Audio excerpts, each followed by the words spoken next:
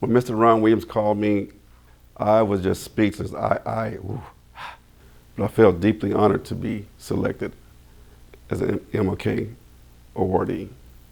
Dr. King has inspired me with regards to my volunteer work and the fact that he had compassion for mankind.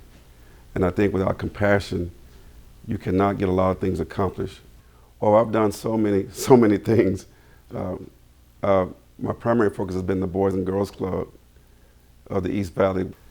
I started that in 1991, and then I'm also on the Board of Trustees for the Phoenix Boys Choir. I have volunteered with the NAACP AXO competition.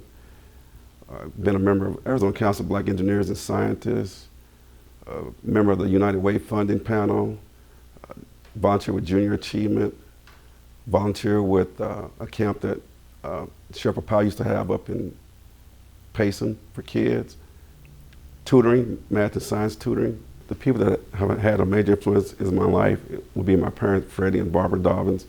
They were Christian people, and they showed us a lot of things by example. And part of it is that if you could help somebody, their belief was that you should help them. I'd like to say thank you to my nominator, Michael Neal, also to the MLK nominating committee, my wife, Rose, all the people who have helped me along the way. I really appreciate it. Thank you. Thank you, Dr. King, for opening a lot of doors that had been closed. And without those efforts, a lot of change would not have happened. You changed the United States, you changed the whole world. And I'd also like to thank my nominator, Michael Neal, then also my wife. And again, thank you, Dr. King.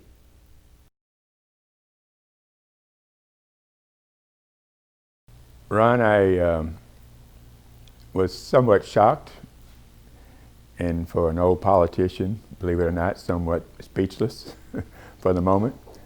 But after that, after those two things kind of sunk in, was greatly humiliated and proud. Dr. King showed that anyone can step up with the right motivation, the right heart, and do what's necessary. You don't have to have a major organization. You don't have to have big money to be paid to do it, or at least you shouldn't. You know, since I've been here in Phoenix, which has now been close to 30 years, I'm a native Arizonan, born in Little Winslow, Arizona, but been here for a number of decades now. Initially worked for state government and then for the Greater Phoenix Urban League, the NAACP, the Arizona Commission of African American Affairs, the whole variety of activities that really are just giving back to the community. Dr. King, we're here today. I would say first, you have started us on this journey, so we want to thank you for all your great work in getting us in the right direction. I would also say we need you now. There's a great need for not just diversity, but understanding and relationships. I'd have to say, you know, there's plenty of friends, and one of them is with me this morning, but I would have to go to family.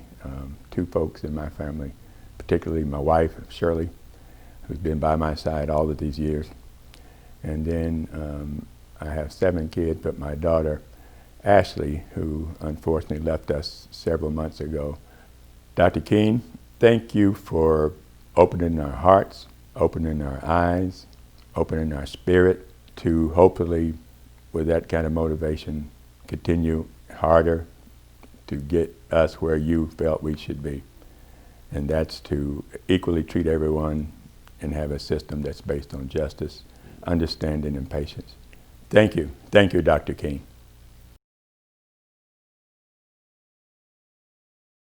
When I received that call, I was shocked, surprised, and I think I had to even ask, wait, am I a recipient? Whew. I come from a beautiful line of women. And when I think about my mothers and my sisters, they all wear their own super capes, right? They're my superheroes and I admire them so much. When I think about the biggest influence on my life, I think about my daughter because she is so wise beyond her years. And every day I wake up, I think about I have to be better for her. I just really want to thank all the women in my life who has been an inspiration, a mentor, and a coach for me all of the years of my life. Dr. King was the spark that ignited the flame for social justice. And he used his voice over a time where it was unpopular for African Americans to do so. And when I think about my own life and my own work, I think about two quotes of his. The first one is, "Injustice anywhere is a threat to justice everywhere." And I really use my platforms to talk about the disparity gaps for women, minority-owned businesses. And the second quote is, "If you cannot fly, then run. If you cannot run, then walk. If you cannot walk, then crawl. But whatever you do, keep moving forward." And as the owner of a change management consulting firm and a woman who's overcome my own adversities, including cancer, I remind myself and others daily that you have to understand your capabilities. You have to keep moving forward towards your purpose and your mission. If Dr. King was here today, what would I say to him? I probably would say very little, because I learned at a very young age, you learn more when you say less. And so I would probably ask quite a few questions. And the first one would be, what would you change in your journey, if anything? And I would sit there and just learn from one of the greatest people. Thank you, Dr. King, for being that spark that ignited the flame for social justice. Thank you, Dr. King.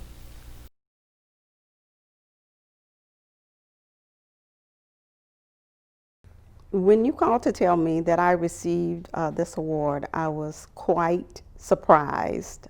I would just like to thank my kinship mother, Ida Pratt, who raised me, who was an excellent teacher by profession, but more so a teacher for life. Well, in my book, certainly Dr. King is the greatest servant leader of all time.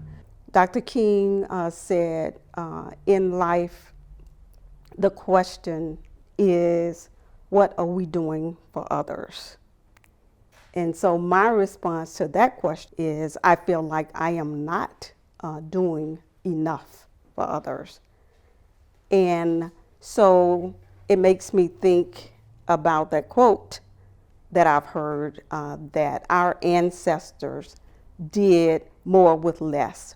Therefore, we must do more with more. If Dr. King were here today, the first thing I would do would be to express my gratitude to him for being such a great drum major for peace and justice. And I would like to talk to him a little bit about some of the things, the most profound things he said. When he talked about poverty, he said, poverty is not new, but what is new is we have the resources to address it. And I would want to talk about the fact that we have the resources, but the gap between the have and the have-nots is larger than it's ever been before. And then I would want to talk to him about his quote, either we are going to learn to live together as brothers and, of course, sisters too, or we are going to perish together as fools. Thank you, Dr. King, for being such an enduring and unstoppable force of good in the world. Thank you, Dr. King.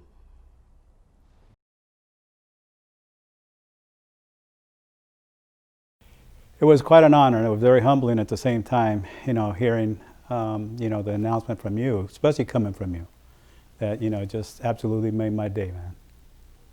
I'd like to thank the person that nominated me, right? But also the committee, because I know you all have a lot of applicants. You have a lot of really talented people, and I'm just so grateful and humbled to be the one that had been selected for this year's award. So I think my biggest single accomplishment that I'm probably one of the proudest of is when we opened up a high school for disconnected youth in South Phoenix. Young people that are either working or in school who never thought that they'd go back to high school and accomplish what they could do. So when we built that, 50,000 square foot, $10 million building, and they walked in, they go, "This for me?" And we said, "Absolutely, you deserve this and more." And for me, that was one of my proudest moments. The other part was when we were able to get BF Goodrich Aerospace started up in South Phoenix because it created 180 jobs at that time, and then eventually at 350 jobs in the South Mountain community.